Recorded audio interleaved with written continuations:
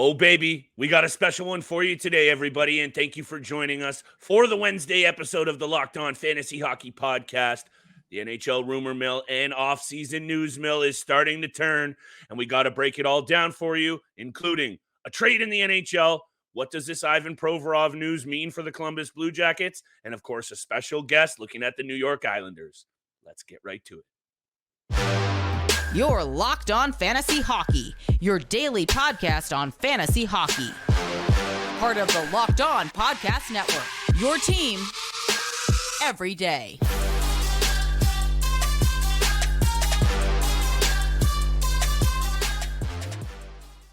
What is going on, everybody? And welcome back inside the lab to your source for fantasy hockey news. It's the Locked On Fantasy Hockey Podcast. I'm joined, as always, by my esteemed co-host, Mr. Steele Roden. It's your boy, Big Flip Livingstone, and thank you for making us your first listen every single day. We are going to continue to break down everything you need to know from the Stanley Cup on tomorrow's episode. But on today's episode, my friends, we're breaking down the NHL trade today between the Kings, Flyers, and Blue Jackets. But of course, we got to bring on Mr. Gil Martin of the Locked On Islanders to talk about this Islanders situation while we continue to break down every single team in the NHL this offseason. Steele, today's episode is brought to you by our friends at Bird Dogs. Go to birddogs.com/LockedOnNHL, and when you enter promo code LockedOnNHL, they're going to throw in a free custom Bird Dogs Yeti-style tumbler with every single order. Steele, I got it all out of the way. I think I got it all covered today. That was a mouthful, but this is some really exciting news because now, we've been grinding it out. We've been taking a look at this Stanley Cup final night in and night out. There is some big news coming out of the NHL. The Philadelphia Flyers making some noise.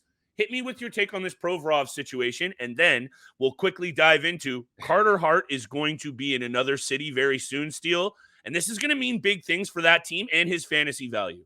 Yeah, Daniel Briere is not holding back this offseason. You don't typically see trades happen during the Stanley Cup Finals or during the postseason, but Briere doesn't care whatsoever. He needs to make a mark now, and he's making a few changes already. Obviously, the big one, the only one that's already happened, 3-team deal, Ivan Provorov to the Columbus Blue Jackets.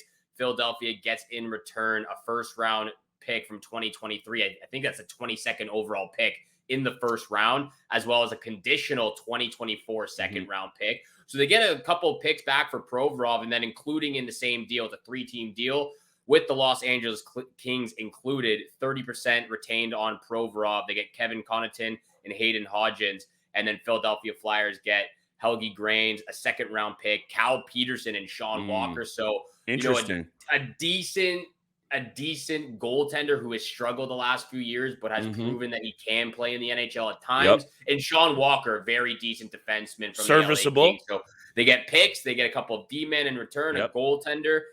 They ship Ivan Provorov, and Provorov is one of those guys that, consistently puts up 35 points a year. He gets 150 blocks, 60 to 70 hits, doesn't get a ton of shots on net, around 100 shots per year, but he's a serviceable defenseman if you need to fill your lineup roster with if a guy goes down to injury or you have a defenseman who's just not playing well. He's a guy that is interchangeable throughout the season. I'm not sure if he's a draftable guy, but he is serviceable throughout the year. And the interesting thing is last year for him was a bit of an outlier. You mentioned the shots down to 115, but before that, 170, 150, 203. He does bring some peripherals. The points were down last year, but to me, this is a trade where, aside from Sean Walker and the prospects, with Provorov and Peterson, it's a case of guys who need a change of scenery. Yes. And I think potentially we might see both of these guys' value bounce back. Am I saying Cal Peterson going to the Philadelphia goalie graveyard is a guy that you want to grab? Maybe not, but he is going to get a look to be the guy in that cage steal. Provorov might get a bump in some value playing with a very offensive-minded team at times in Columbus. We know that they can score goals when they're healthy. A lot of little interesting things going on with the Columbus Blue Jackets, at least fantasy-wise, Steele, that we want to pay attention to. That Metro is still full of killers. I don't think I'm ready to write them in as a playoff bubble team.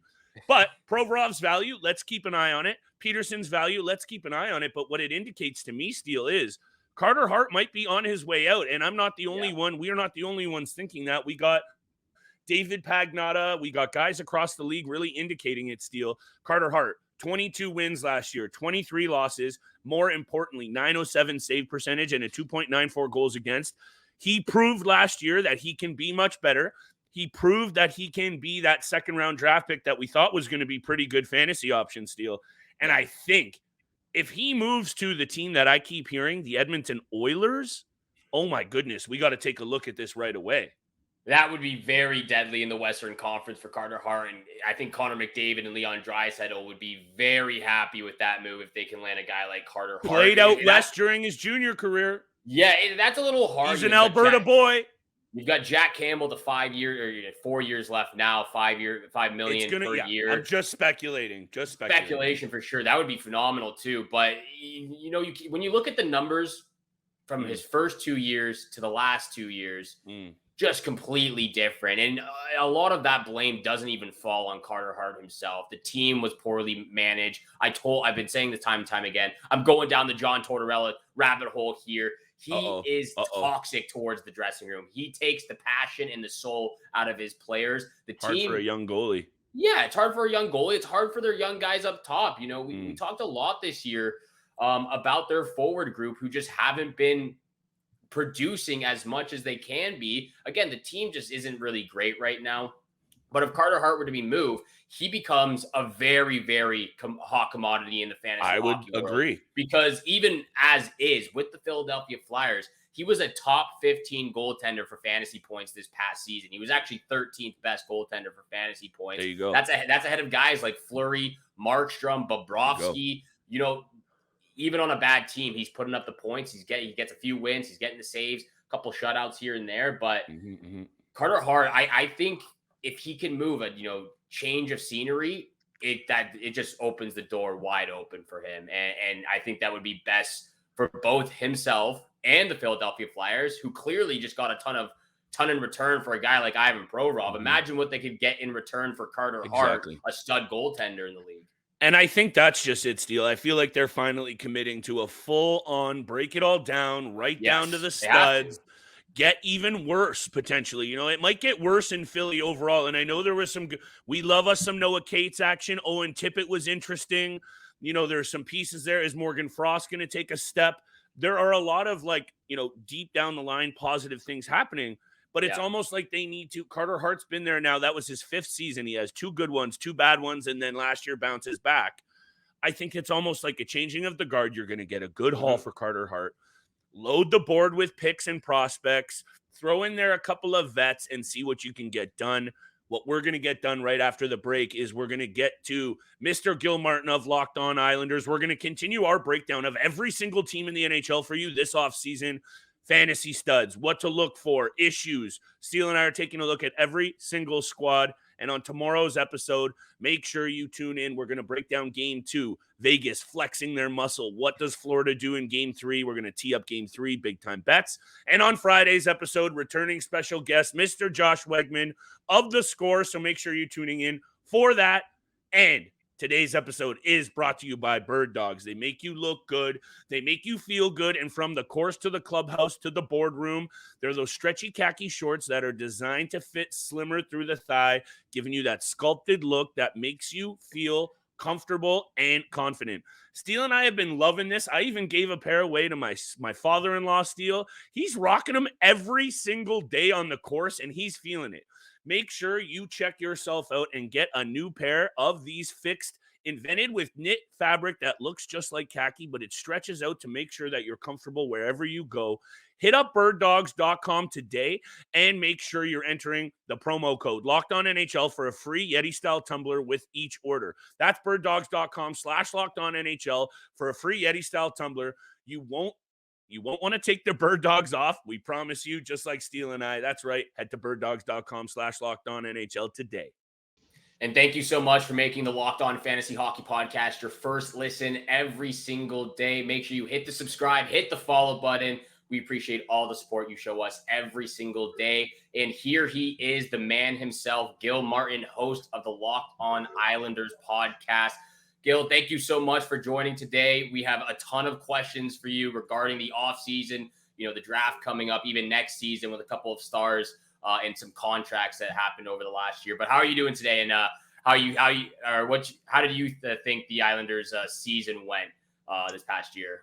I think it went about what I expected it to be. I figured they were going to be somewhere between 7th and 10th in the conference, either just make or just miss the playoffs. And if they won a round, that was going to be a bonus. So we didn't get the bonus, but we got the playoff berth. And, it didn't happen the way I necessarily expected it to, but it happened more or less what I expected to.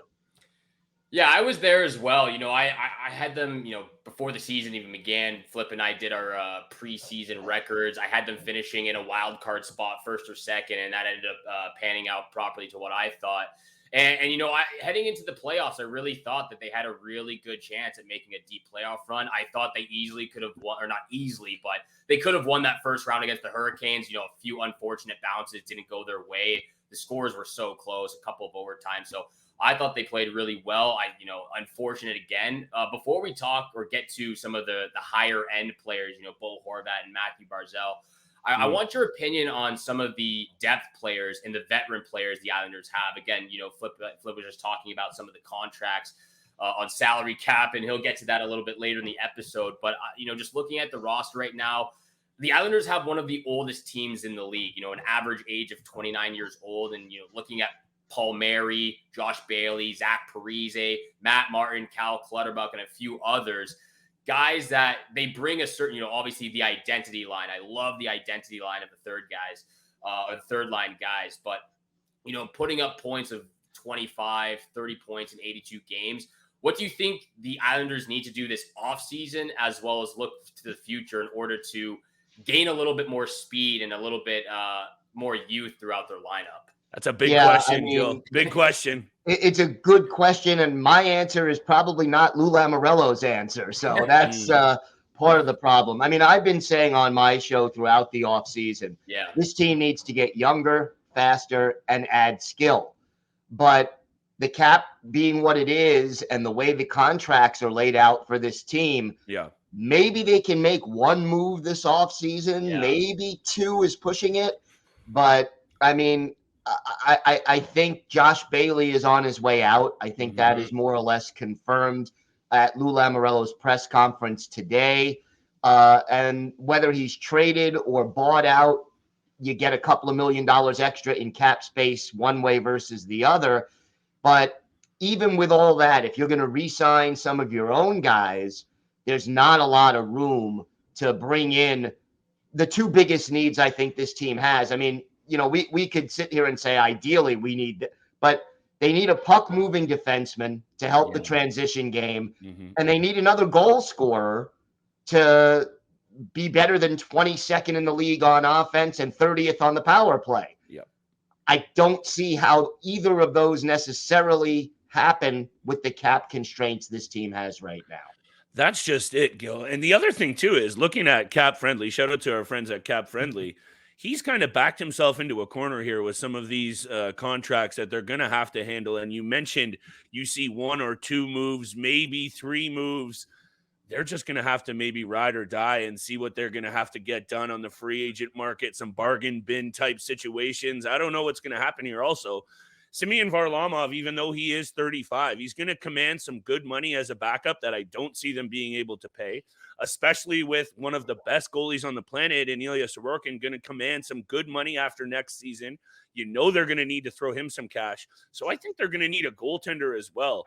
But my question here lies for you this way. I love Noah Dobson, and I think he's a really good piece to kind of, along with Romanov and some others, really good. We know this team hangs its hat on the defensive end. What do you think that you're mentioning one or two moves? Bailey's on his way out. That puck-moving defenseman, is that the biggest need? Because I think they're going to have to address backup goaltending, the blue line, and they need some scoring. They need help everywhere. Well, the backup goaltending may work out because there is a very good relationship between Varlamov and Ilya Sorokin. Varlamov has said at Getaway Day on May 1st that he really likes being with the Islanders, feels comfortable here, and it sounds like he is willing to take less to stay on Long Island. So If they can get him for about $2.5 million a year, he may be willing to do that, play 30 to 35 games. I think he's also a fellow Russian goaltender, right, both on and off the ice. He's mentoring or has mentored Ilya Sorokin, and I think that relationship will encourage Varlamov to stay. That being said, if he doesn't, there is nobody in the system right now who is NHL ready to even be the backup. So, they would have to go out and spend probably $2 to $2.5 million on a backup goalie. And then you sort of wonder if it's not a quality backup. Well, yeah. You don't want Sorokin to play 70 games and then have nothing left in the tank come playoff time. So I think they can work out the backup goalie. I think Varlamov is likely to stay. But again, I'll believe it when he signs on the dotted line. As far as the puck-moving defenseman, I think that should be priority one. Yeah, me only too. Because you mentioned this team hangs its hat on defense. One of the problems they've had over the course of the season is leaving their own zone and transitioning from defense to offense. You mentioned that you love Noah Dobson. I love him too, but in his own zone, I love him a lot less. Good point. He turns the puck over a little bit too much, has difficulty with that transition. Get him into center ice or into the offensive zone. He is a great young talent who could still get better. But in his own zone, he leaves a little bit to be desired. He even regressed, I think, this year. True. Getting a guy who would just doesn't have to be flashy, but a guy who could either pass or skate the puck out and get a clean transition from defense to offense.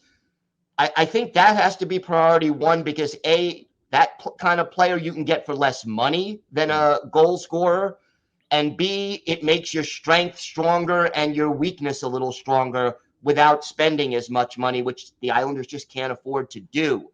So I would make that priority one. And then if you can get a goal scorer, I think you need to be a magician with a couple of trades and maybe LTIR or something that would have to come up. But maybe you save that till the trade deadline where you see where the team is. If they're competitive, if you need that goal scorer at the trade deadline, you get a rental or you get a player and the cap hit is a lot less and you could probably afford to do it that way. So ideally, working with all these limitations that the Islanders have, that's how I would prioritize things. Sounds nice and easy, Gil. Nice and easy. No issues coming up. None I foresee.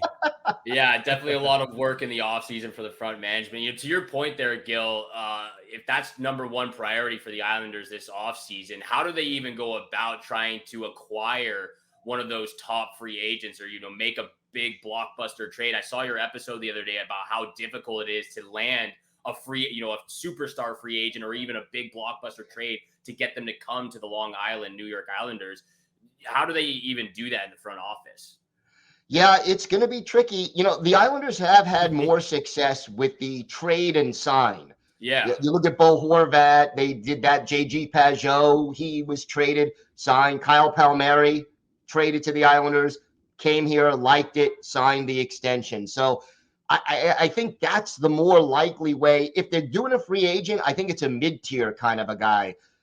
Sure. Either a veteran who can do it for a couple of seasons or a younger player who has the potential to get better but hasn't really blossomed yet. And you're talking about spending, more in the $3 to $4.5 million range than you are the $7 or $8 million range because they just can't afford to do it.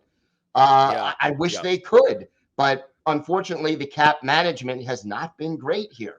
I call that the prototypical New York Islanders move. The mid-tier guys, band them all together. They got the goalie. Honestly, you know how much Steele and I have come on this show, and he is the best goalie on the planet at times, Sorokin. So I think if you have a goaltender that good, you're always in the game, and he proved it at points during this season. But Steele, we got a lot more questions for Gil. Why don't you take us to break, and we'll come back and grill him a little bit more. Coming up next, we are going to talk about some high-valued fantasy hockey players and just superstars in the league. Matthew Barzal and Bo Horvat, some chemistry they can get going for next year. But this episode is brought to you by FanDuel. We have to pay the bills here on the Locked On Podcast Network. Make a fast break to FanDuel during the NBA and NHL playoffs. because right now, new customers can get a no sweat first bet up to $1,000. That's right, $1,000 back in bonus bets if your first bet doesn't win. It's the easiest and safest sports betting app on the market, and they have great promotions every single day. I especially love using the popular same game parlay feature. You know, Flip and I love our same game parlays here. The hottest and spiciest parlays on the market. There's no better place to bet all the playoff action than America's #1 sportsbook. Visit FanDuel.com/lockedon and get a no sweat first bet up to $1,000. That's FanDuel.com/lockedon. FanDuel, official sports betting partner of the NBA. And thank you so much for making the Locked On Fantasy Hockey Podcast your first listen every single day. Make sure you tune in to Gil Martin, host of the Locked On Islanders well. Follow all his YouTube, Spotify, Apple, wherever you listen to your podcast. Just make sure you follow the man. He knows all of his Islanders stuff and hockey general news as well. Moving forward, though, Gil, the big question that I have for you, I got to talk about Matthew Barzal and Bo Horvat. You know, obviously, from the get-go, it was just difficult from Bo to get his foot under himself, trying to get some chemistry. I think that he got traded there. They played 6 games together. Matthew Barzal goes down to injury, so they couldn't really get the chemistry figured out. Obviously, they had to buckle down and finish those last 25 games, and every single point mattered for them. But coming back to the playoffs, it looked like they haven't even met before. To me, anyways, they like first 3 games against the Hurricanes, they couldn't pass the puck. They couldn't break out properly together. And again, that's no fault to them. You know, it's obviously takes some time to get some chemistry going. But I am really, really high on both Bo Horvat and Matthew Barzal. I have them in my fantasy teams and in a couple of different leagues. And, you know, again, you were talking about this the other day. But for a guy who came into the Islanders, played 30 games, 16 points, okay season with the Islanders, what are your expectations for both Barzal and Horvat playing on a line together next year? Could they potentially both put up 70-plus points? Because if Barzal's healthy, I know he can put up 60 assists alone. Or do you break him up, Gil? Do you break him up and split that up? See, here's the key to that. Lines are made of 3 players. And I think Barzal and Horvat would be a good twosome. But Anders Lee, who was predominantly the third guy on that line, his style is too similar to Bo Horvat's to make that line work effectively. Good point. They are both the kind of guys who will get in front of the net, who will get the tips and the rebounds and are not necessarily very fast afoot.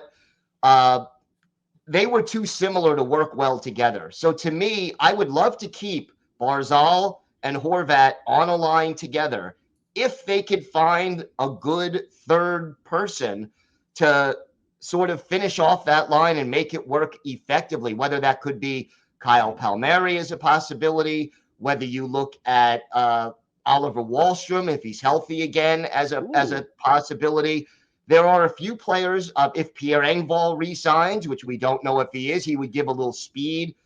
He's one of the few guys who could keep up with Matthew Barzal.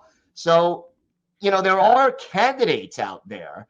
But to me, I would keep them together if you could find a third piece that makes it all click. Anders Lee, not his fault, just too similar stylistically to Bo Horvat, and I don't think it worked well. Yeah, very similar game. Similar styles of game. You know, I saw your video the other day. I saw the video the other day.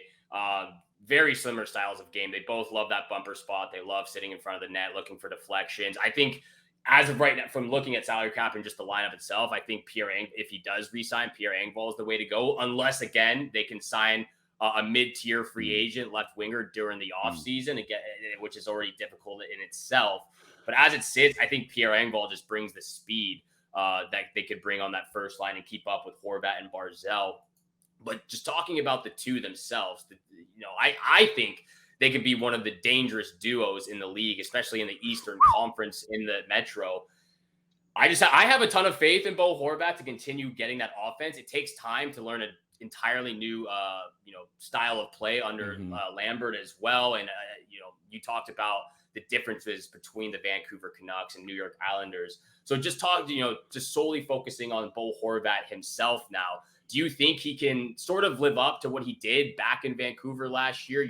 55 games, he had 30 goals almost, 50 points. So do you think he can get that going back with the New York Islanders moving forward?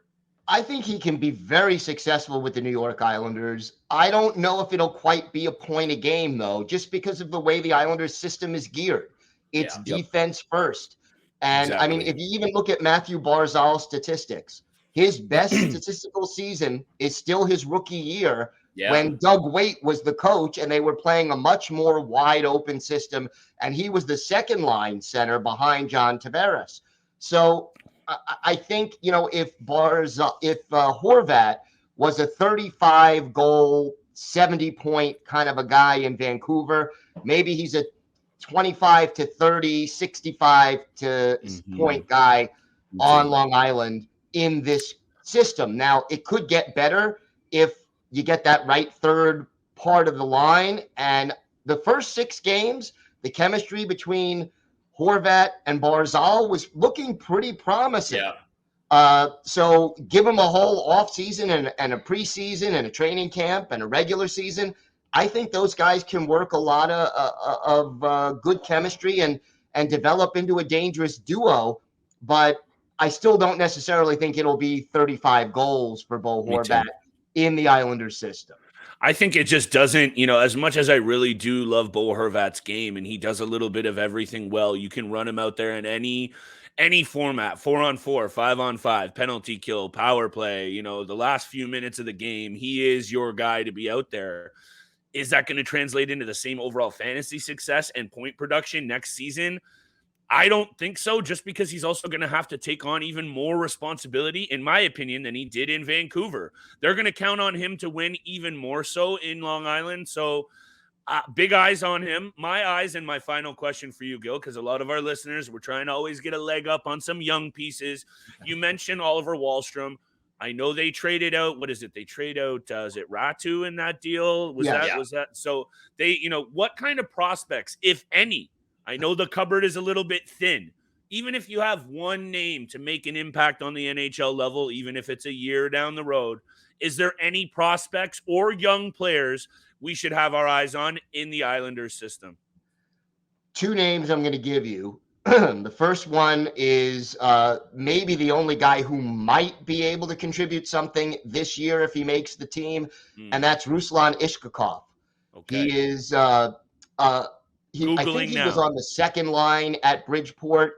The issue with Ishkakov is his size. He's a small player. He's got skill. The Islanders need skill. The thing is that Lou Lamoriello and Lane Lambert traditionally are reluctant to give a lot of responsibility to young players. Right. Wahlstrom has seen that as an issue. We saw Dobson being brought along slowly. Ratu was traded before he could really, become something. If they're willing to give Ishkakov a chance, he could give them some more skill, some good passing. He may be a year away, but I think he has the best chance.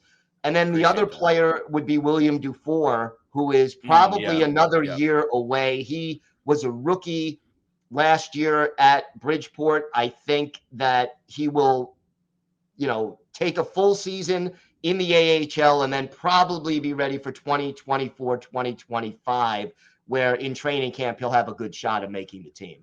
Keepers Dynasty, folks, keep your ears peeled. Thank you for your answers, Gil. Appreciate it. Steele, you got a last one for Gil? No, that covers everything. He answered all the questions I had and everything I had kind of in my brain for next fantasy season as well. Bo Horvat, a guy it's going to be tough for the Islanders is what I'm taking away from it. It will be tough, but there are some key guys. Obviously, Elias Sorokin, Noah Dobson, Barzal, and Horvat, Anders Lee. There's a few guys up there that bring the fantasy value to a lot of our teams. But Gil, thank you so much for breaking down some of the offseason and future things that are happening in the Islanders organization. Make sure you're tuning in to Locked On Islanders on your favorite podcast platform and on YouTube. Make sure you subscribe and follow Gil Martin on all of his socials. Make sure you follow the Fantasy Hockey Podcast as well. Monday through Friday, 7 o'clock in the morning Eastern time is when you can find our episodes. Again, thank you so much for tuning in for today. Have a great day. Good luck with all your bets out there if you have any. And we shall see you back here again tomorrow. Peace.